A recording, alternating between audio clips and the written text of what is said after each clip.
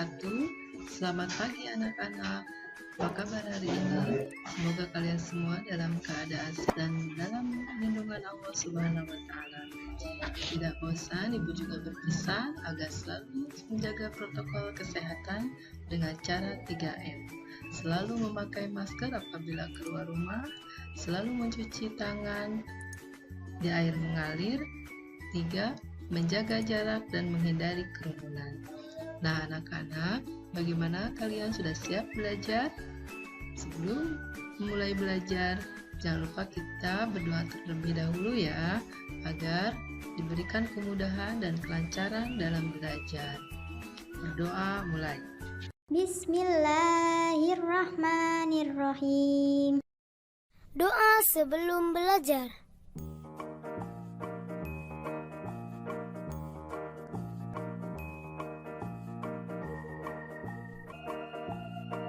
Rabbi zidni ilma warzuqni fahma. Ya Allah, tambahkanlah aku ilmu dan berikanlah aku rezeki akan kepahaman. Selesai. Nah, anak-anak, hari ini kita akan belajar di tema 7, subtema 2, pembelajaran 5 dengan KD, PPKN, Bahasa Indonesia, dan SPDP. Tujuan pembelajaran hari ini: 1. Siswa dapat menjelaskan unsur-unsur tari dengan benar. 2. Siswa dapat mengidentifikasi keunikan unsur-unsur sebuah tarian dengan baik. 3. Siswa dapat mencontoh penerapan nilai-nilai persatuan dan kesatuan dengan benar. 4. Siswa dapat membuat teks pidato dengan baik. Apakah menjaga persatuan dan kesatuan hanya tugas pemimpin saja? Tentu tidak ya, karena menjaga persatuan dan kesatuan adalah tanggung jawab kita semua sebagai warga negara. Apakah yang dapat kita lakukan untuk meningkatkan persatuan dan kesatuan? Selalu bersikap toleransi, bertanggung jawab, bergotong royong, dan lain-lain. Nah, anak-anak, mari kita simak video tarian berpasangan berikut ya.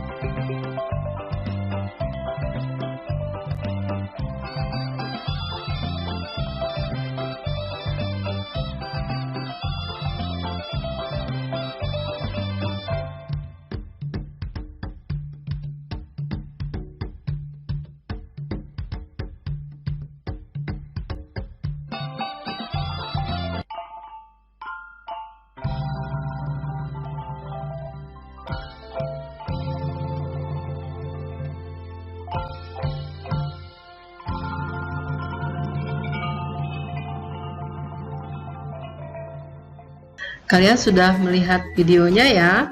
Nah, dalam tarian terdapat berbagai unsur-unsur tari, yaitu 1.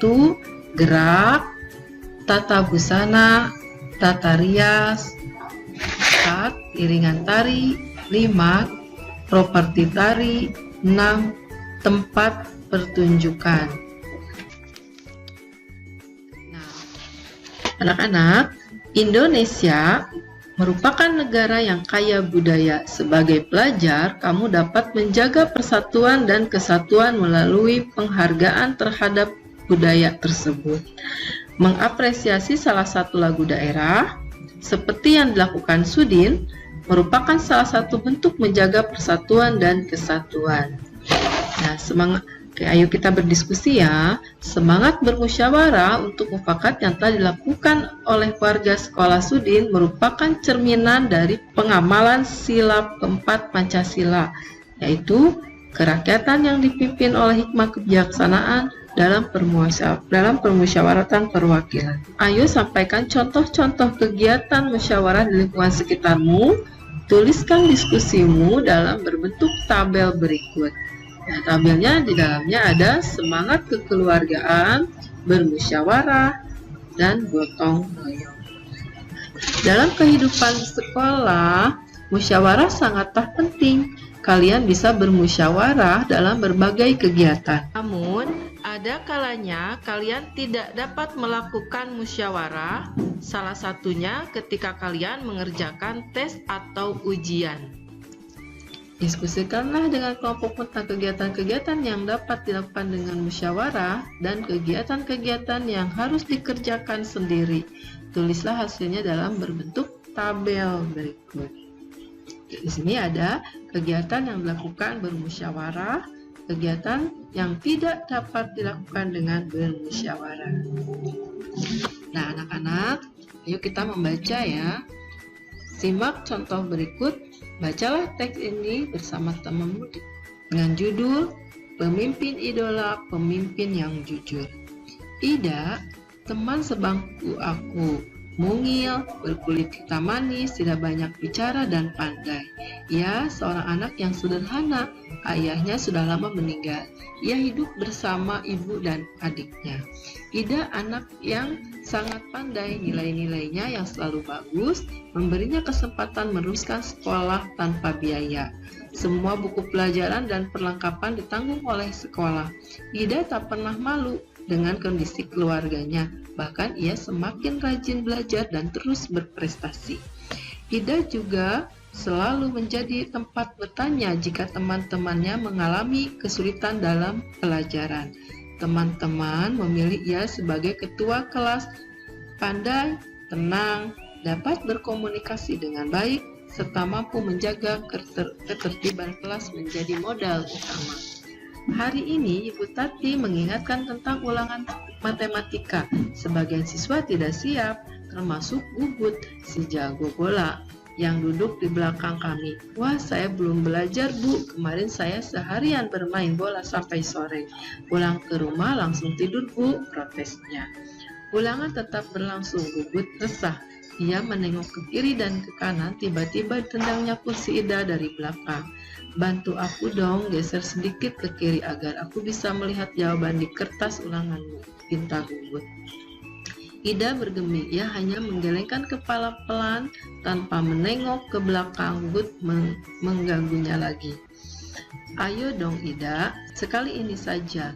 Nanti aku beri kamu uang 10.000 supaya kamu bisa jajan kue di kantin raihnya. Gugut tahu benar, Ida tidak pernah jajan di kantin. Ibunya tidak memberinya bekal uang jajan. Ia selalu membawa nasi bungkus dan lauk dari rumah. Namun di luar dugaan, Ida tidak terusik. Sekali lagi, ia menggeleng pelan. Sampai waktu berakhir, Gugut terpaksa menyerahkan kertas ulangannya dengan mulai.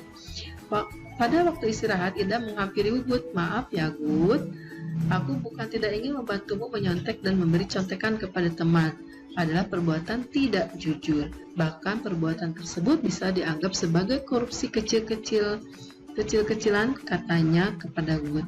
Ah Ida, masa nyontek sedikit saja dianggap korupsi? Setahuku korupsi nilainya miliaran dan hanya dilakukan oleh pejabat berkuasa, kata Gugut. Gugut, justru kita harus melatih diri. Korupsi dan menyontek sama-sama mengambil hak orang lain. Bernilai kecil atau besar, tentu saja tidak jujur. Besar nanti, kita tidak akan tergoda untuk melakukan korupsi dalam berbentuk apapun. Ida menambah dengan panjang lebar. Aku dan teman-teman sekelas yang ikut mendengarkan percakapan Ida dan Gugut terdiam setuju. Memang tidak salah kami memilih Ida sebagai pemimpin di kelas. Tidak sekedar pandai, ia juga patut dijadikan teladan. Nah, anak-anak, buatlah pertanyaan sebanyak-banyaknya tentang cerita berikut. Berikan pertanyaanmu kepada teman di sebelahmu untuk dijawab. Tulislah pertanyaanmu pada tempat di bawah ini. Ayo berlatih. Kamu dan teman-temanmu sudah berlatih menilai pidato. Sekarang, buatlah teks pidato tentang pentingnya bergotong royong Gunakanlah struktur yang sudah ditentukan. Teks pidato harus memuat 1. Salam pembuka, berisikan kalimat sapaan, selamat pagi, selamat siang, selamat malam, dan lain-lain. 2. Pendahuluan, memaparkan topik permasalahan yang akan dibahas. Kali ini, kamu akan membahas pengamalan persatuan dan kesatuan di lingkungan, yaitu meningkatkan kualitas warga. Kamu akan membantu adik kelas atau warga di lingkungan rumahmu untuk membaca. 3. Inti, berisikan pembahasan topik secara lengkap. Kalimat ajakan atau bujukan digunakan untuk mengajak pendengar melakukan kegiatan yang diharapkan. 4. Keterangan lengkap tentang topik disampaikan secara rinci. 5. Penutup, penyampaian rangkuman atau intisari topik yang telah disampaikan. 6. Salam penutup, berisikan kalimat salam penutup seperti terima kasih. Nah, anak-anak, untuk pembelajaran sudah selesai. Untuk evaluasi pembelajarannya, kalian bisa lihat di Classroom. Semoga pembelajaran hari ini bermanfaat buat kita semua. Wassalamualaikum warahmatullahi wabarakatuh.